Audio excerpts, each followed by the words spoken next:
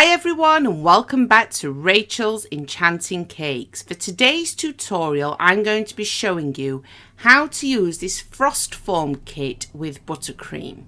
If you are new or not familiar with the frost form kit, basically it allows you to get super sharp edges, as you can see here, a lovely flawless finish, but no practice required. A beginner can do this. It's just about getting the consistency of the buttercream right. I'm going to guide you through everything step by step and show you everything included in the set. Happy baking everyone, and let's make a start.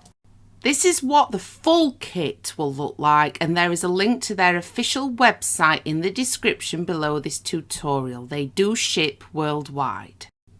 Okay, so this has been purchased for an 8-inch cake, and this is what you will get with part of it. So you've got your crumb cutter. This is to cut around the outside of your cake so there are no crusts on there at all, and it's all been measured perfectly.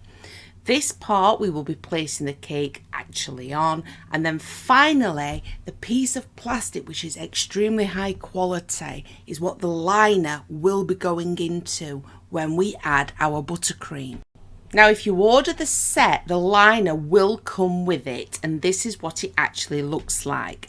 Now after one comment when I was deciding whether or not to do one of these tutorials, one of the ladies had been advised just to buy the liner, as that would be possible to use. However, when I have seen how the system works for myself, I would highly advise purchasing the kit, because it's all designed to fit perfectly so there's no damage to the cake. So as you can see there, I had the liner for the outside of the cake, and then this is for the base, just to prevent anything from sticking.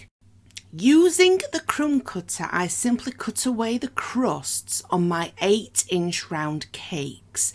I have baked 6 of these because the liner is actually 7 inches high, so you can have a lovely deep cake.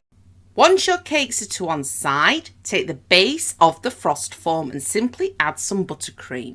On top of this, place on the liner, and then I add more buttercream. Now I'm only doing this for tutorial purposes, so there's no need for me to take the cake away from this base. However, if you are doing this for a customer, which you most likely will be, make sure you then add a cake card directly to the top of this liner with another layer of buttercream.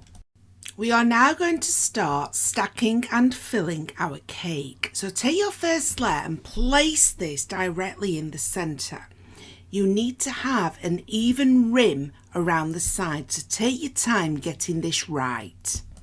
Now I'm choosing to have both buttercream and jam layers in this cake, and then the odd occasional buttercream layer. I'm sort of alternating as I go up.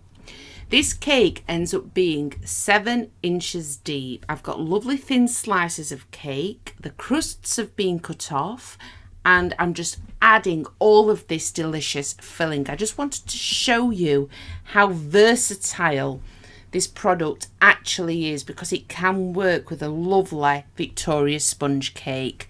So simply layer it all up with a filling of your choice and try and keep it as central as possible.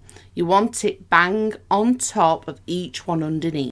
Finally, add a very thin layer of buttercream just to the outside, and then store this in the fridge whilst we start to prepare the heatwave buttercream. This will just prevent the cake from drying out, but it only needs to be a thin layer. Okay, so for this to work, our buttercream needs to be like it would be in a heatwave. So all I have done is place my butter in an oven with the oven light on, and look at how soft it has become. Now I placed my hydrometer in the oven, and it was between 27 to 30 degrees centigrade with just the oven light. This will not affect your butter. This is like leaving it out on the side ready to use on a really hot day. In total, I have 600 grams of butter, but here's a few more tips. Lurpak is one of the softer butters. It's the one that you don't want to be using in the summer months. You want to use Anchor. So for this, you want to have Lurpak. In different countries where that particular brand does not exist, you need to experiment and find out which butters are softer than others. I have also placed boiling water into my KitchenAid bowl first. So this stainless steel bowl is actually quite hot. My butter's warm, the bowl is hot, and it's like working against time. We need to keep it warm. So beat 600 gram of butter in a hot bowl. Remember, Lurpak's the best if you're in the UK, until it starts to go white. You can see here just how lovely and gloopy and soft that butter actually is. This would be an absolute nightmare to work with in the summer months, but this is what you need. You then want to add 900 gram of icing sugar. In total, this is the equivalent of 3 batches of my buttercream recipe, and it was enough to cover the outside and the top of an 8-inch round, 7-inch deep cake. So adjust your recipe accordingly. 1 batch of buttercream is 200 gram of butter to 300 gram of icing sugar.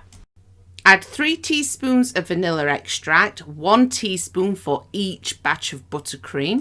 And finally, I add 6 tablespoons of boiling water.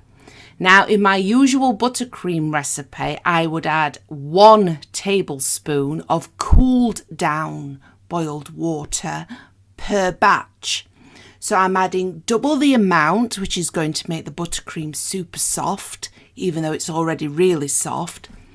And because it's so hot, it's going to help keep it softer for longer whilst I work with it. You just want to then beat all of this together. A little tip, if you wet a tea cloth, place it over the top. It helps prevent any mess. Beat it until smooth. I then add this to small piping bags. Now ideally, I have learned from this, you really want at least a 20-inch deep piping bag. These are only 12. You want one that's really tall. My cake was really tall, and it would have been an awful lot easier if I had a larger piping bag. But because I'm having to put them in loads of small piping bags, and I've still got to get all my cakes set up, I then place this in a bowl. The bowl is in a bowl of hot water, and I place that in the oven with the oven light on, just to keep my buttercream lovely and soft. Time for the fun part. Start by taking a tin or a cake dummy and place it into the centre of your frost form. Take your chilled cake, place it directly on top of the tin or the cake dummy, and simply pull up the frost form, and it will slot into place beautifully. Finally, take the frost form liner and simply place this into the frost form. There will be the tiniest gap that you can possibly imagine right at the bottom where it slots in, and everything will stop moving. There is a little clip just at the top, so make sure you clip it into place up there. But now we are ready to create that smooth edged buttercreamed cake. I then place 3 cake dowels into one side of the cake just to prevent it from moving. Now this is where I wish I'd had a much larger piping bag, because I really have to push right down.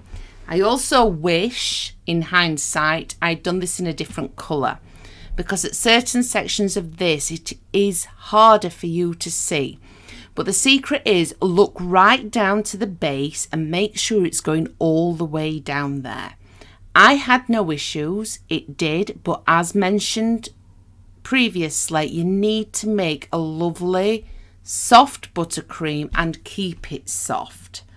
All I did then was just add a little bit of extra buttercream, and I actually found, to get the top really smooth, after I'd done it over with the knife a little bit, I just took an 8-inch round base tin, because I've got loose caking tins, covered it with a bit of cling film, placed it directly on top. It fitted in there absolutely perfectly. Pushed it down, and then I just refrigerated. So the cling film acted like a barrier. I was able to then remove the top of the tin, and I had a much smoother finish on top. This will need a little bit of tidying up. There's going to be a few little air bubbles, and you might want to just go over small amounts of it, especially where that rim is. But it's perfect. It will take you 2 minutes to smooth it out. I'm going to put it in the fridge now, and then when we take it out, you can see what you have achieved. So this has been chilled. I then take the 6-inch round base tin that we used to place it in there in the first place, place it on top and push the frost former down. I just move these out of the way carefully, and then the great big reveal, I just peel away the liner. So easy. Yes, there will be a few air bubbles, but let's admit it, it is so quick and easy to do. Then you just do a little bit of smoothing out, which I'm going to show you next. And hey presto, your sharp edged cake. I have a very small amount of leftover buttercream, hardly any has gone to waste. I start with the top. You can see it's really soft, and then I simply use one of my scrapers. You can use a palette knife, and I just smooth it out that little bit more. Any air bubbles on the sides, I also smooth those out and just keep on going over. But it really is as simple as that. It doesn't take long to smooth out. Remember, if it's on a chilled cake as well, the buttercream might kind of start to set whilst it's actually on there. But it is also more protected. Happy baking, everyone. I really do hope I've helped you again today, and I hope you give it a try. I'll be back soon with more new, completely free content.